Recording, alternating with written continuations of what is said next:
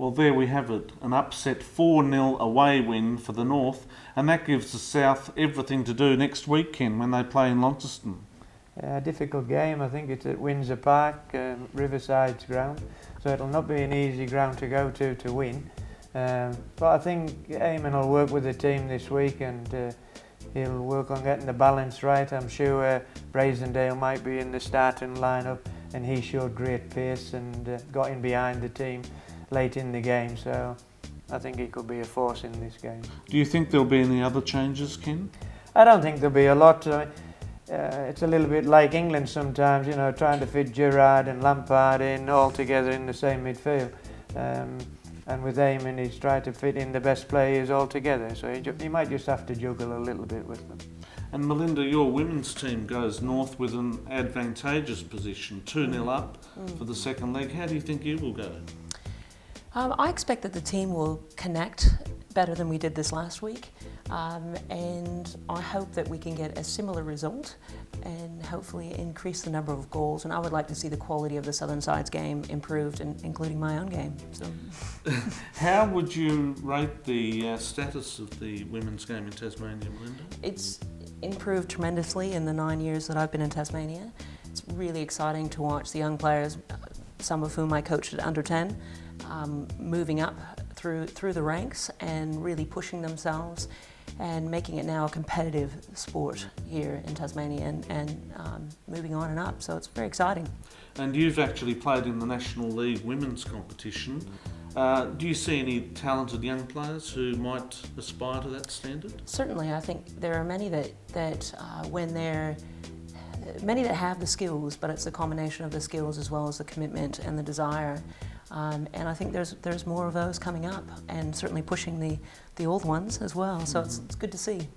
And Ken, that was the senior southern and northern sides, and there's also an under-21 squad, isn't there? How do you think they're shaping up for the games against the A-League youth sides? Well, at this stage, I don't think they're preparing them as a team. They're more fitting in with Eamon's programme with the men's team. But I'm sure once this weekend's game gets out of the way, they'll start to work with the team and prepare the team as a team. And I'm sure Richard will work hard with Michael Edwards in preparing the team, and they'll be all right. I think I agree, there's some promising young players around, but whether they have that commitment to want to go to the next level, and that's what these boys need to do. It's a big opportunity. And I believe the 2 home games for the Tasmanians will be at North Hobart. What do you think about that venue? Well, I was at the football on Saturday there, and if there's a crowd like that, it'll be fantastic, because it was certainly an exciting day with a lot of people there and a good support. I think the venue is perfect for a soccer game. The stands and the crowd are not too far away wherever you go in the ground, so I think it's a good venue. How do you think the Tasmanians will feel when they play in Sydney, Melinda, before a large crowd as a curtain raiser to the A-League? You've probably played before bigger crowds than most.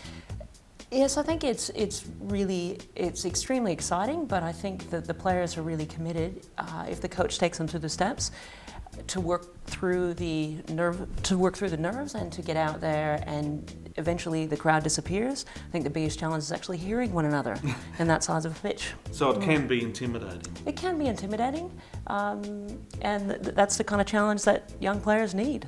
I guess that's all part and parcel of the game. Without a doubt, I think the crowd gives you a lift. It raises your standard and your commitment on the day, and brings the best out of you. And I'm sure the Tasmanian boys will go wherever they have to go and perform to the best of their ability and do well for us. I certainly hope so, because it is important with the A-League push for an A-League team here, so it is important time of the year.